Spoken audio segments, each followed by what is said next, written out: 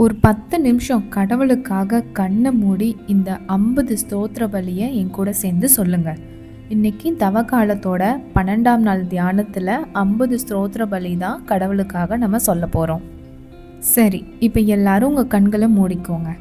அமைதியாக ஒரு 10 நிமிஷம் நான் சொல்ல சொல்ல திருப்பி என் கூட சொல்லிக்கிட்டே வாங்க.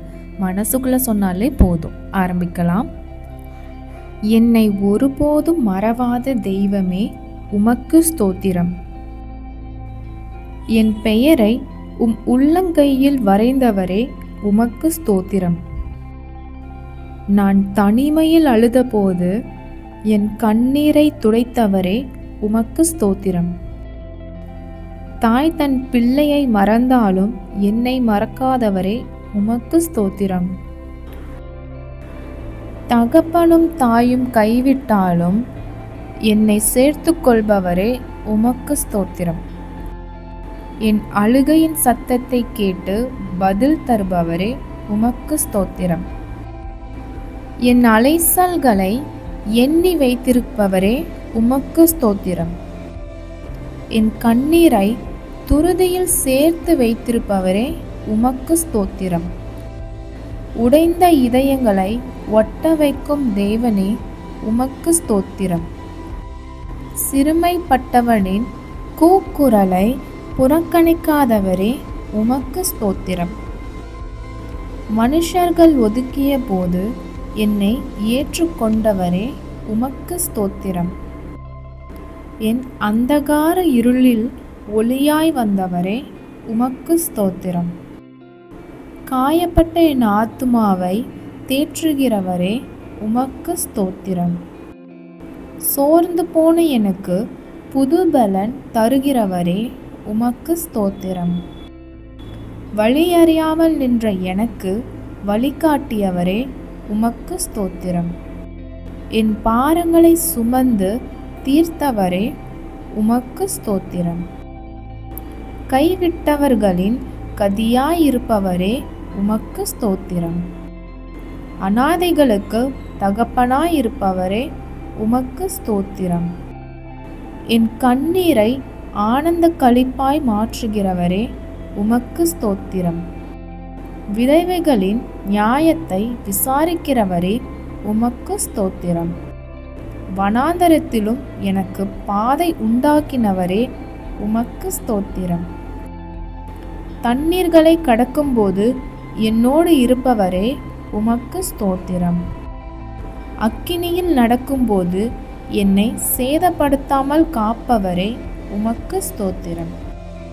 என் வேதனைகளை முழுவதுமாய் அறிந்திருக்கிறவரே, உமக்கு ஸ்தோத்திரம்.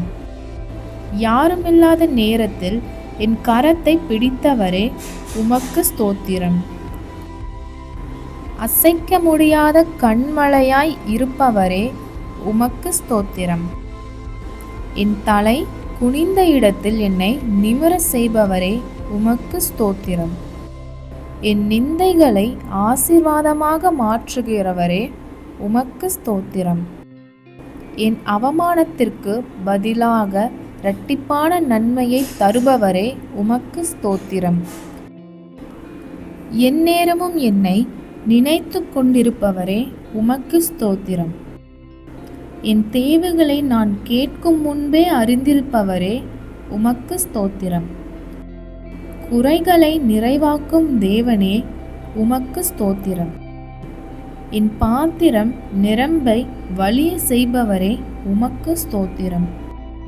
சமாதானத்தின் தேவனே, உமக்கு ஸ்தோத்திரம். என் மனக்கவலைகளை நீக்கும் மருந்தே, உமக்கு ஸ்தோத்திரம். விசுவாசத்தை தொடங்குபவரும் முடிப்பவருமானவரே, உமக்கு ஸ்தோத்திரம். நான் நம்பினவர்கள் கைவிட்ட போதும் விலகாதவரே, உமக்கு ஸ்தோத்திரம். என் தனிமையை உமது பிரசன்னத்தால் நிரப்புபவரே, உமக்கு ஸ்தோத்திரம். மரண இருளின் பள்ளத்தாக்கிலும் என்னோடு நடப்பவரே, உமக்கு ஸ்தோத்திரம். என் சத்துருக்களுக்கு முன்பாக எனக்கு பந்தி ஆயத்தம் செய்பவரே, உமக்கு ஸ்தோத்திரம். என் தலையை எண்ணெயால் அபிஷேகம் செய்பவரே, உமக்கு ஸ்தோத்திரம். நன்மையையும் கிருபையையும் என்னை தொடர செய்பவரே உமக்கு ஸ்தோத்திரம். வாக்கு மாறாத உண்மை தெய்வமே உமக்கு ஸ்தோத்திரம். நேற்று இன்று என்றும் மாறாதவரே உமக்கு ஸ்தோத்திரம்.